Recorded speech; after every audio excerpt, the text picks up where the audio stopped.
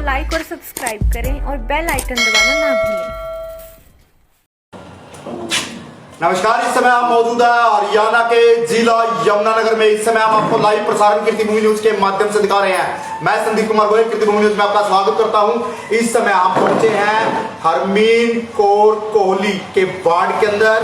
इस समय उनके हमारे प्रतिनिधि जुड़ चुके हैं। आइए हम बात करते हैं और जानते हैं कि वो क्या कहना चाहेंगे। आपका कीर्तिभूमि न्यूज में स्वागत है। देखने वाले दर्शकों को सबसे पहले आपका नाम। पार्षद प्रतिनिधि वार्ड नंबर 3 से सभी वार्ड वासियों को भी, प्रदेशवासियों को, सभी देशवासियों को होली की शुभकामनाएं। सभी के जीवन आने वाला मंगलमय हो। सर, जिस समय चुनाव आपने लड़ा था, चुनाव लड़ा था, उस समय अपने वार्ड की प्रमुख समस्या क्या थी और उसको निजात दिलाने के लिए क्या प्रयास किए?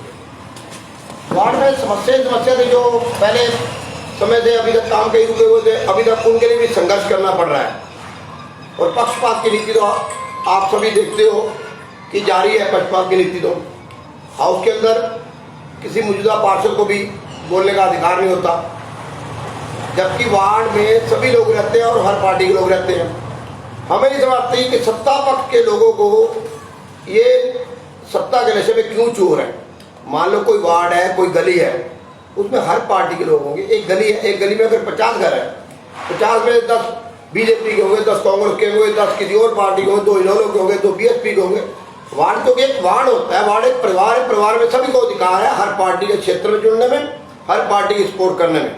इस समय आपके वार्ड की प्रमुख समस्या क्या है? हमारे वार्ड की प्रमुख समस्या इस समय सीवर जाम की इतनी समस्या है कि मैं आपको बता नहीं सकता कि लोगों को घरों में नरक जीवन है। तो नगर निगम के कर्मचारियों से आप मिले हो, अधिकारियों से मिले, तो क्या कहते हैं? सीवर पब्लिक हेल्थ के अंदर है। पब्लिक हेल्थ के अंदर मेरे वार्ड के लोगों ने सीवर की समस्या के लिए खुद सीएम डाली है।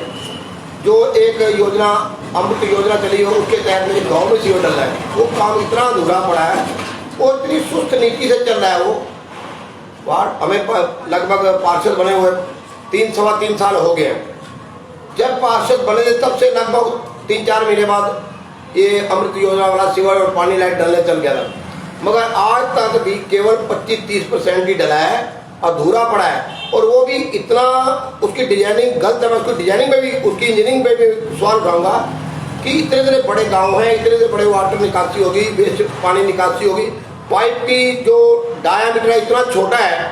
और मैं उसकी चेहरे से भविष्यवाणी करता हूँ, मैं इंजीनियर हूँ मगर पब्लिक के अंदर रहने की भविष्यवाणी करता हूँ कि वो अक्सर सीवर चौक मिलेंगे। अगर वार्ड की बात की जाए सर, आपके वार्ड के अंदर इंटरलॉकिंग टाइलों की कलियां कितनी बनवाई गई? सीसीटीवी कैमरे हैं या नहीं? हमारे वार्ड में कोई सीसीटीवी कैमरा नहीं है।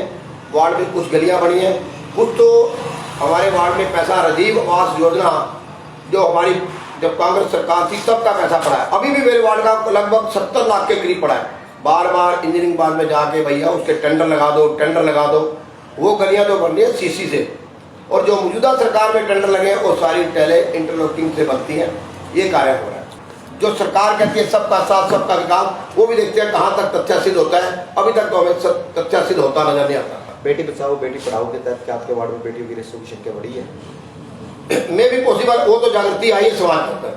वो जागृति लाने को खुद वार्ड से पार्षद हरमीन कौर कोहली है, जो महिला होने के नाते वार्ड की सभी आशा वर्कर से, आंगनवाड़ी वर्कर से खुद मिलती है जाके, और जाके इसी बारे में बात करती है कि बेटियों का सम्मान करोगे। क्योंकि खुद उसका 2 कारण है।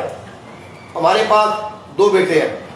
जिसने घर में बेटी का अभाव देखा उसे पता था कि बेटी की क्या कदर है। अच्छा कार्य कांग्रेस के समय में बीपीएल कार्ड के लोगों को सुविधा दी गई। जो गरीब परिवार थे उस समय हक दिया गया, उस समय गरीब थे। आज उसमें कुछ परिवार अमीर हो गए। ये भी नहीं कहता कि जो आज मौजूदा आपके केवाईफिकेशन लगे थे अमीरों के कार्ड बने। जैसे उस समय किसी का कार्ड बना, उस समय किसी का बच्चा 5 साल का 2006 में कार्ड बने, आज लगभग 15 से 16-17 साल वो बच्चा 24 साल का हो गया। फादर की इनकम में उसकी इनकम जुड़ गई और उसने पैसा कमा के अपने परिवार को मजबूत किया। अब मैं कहता हूँ नई सरकार जब बनी है, इनको नए कार्ड बीपीएल बनाने चाहिए ताकि जो सुविधा से वंचित है उनको सुविधा मिले, और जिनके पास संपन्न हो गए उनके बेशक कार्ड कट जाए। मैं तो मानता नहीं, इससे केवल नारों में ही बात है। वादे बहुत है, वादों की कोई कमी नहीं है।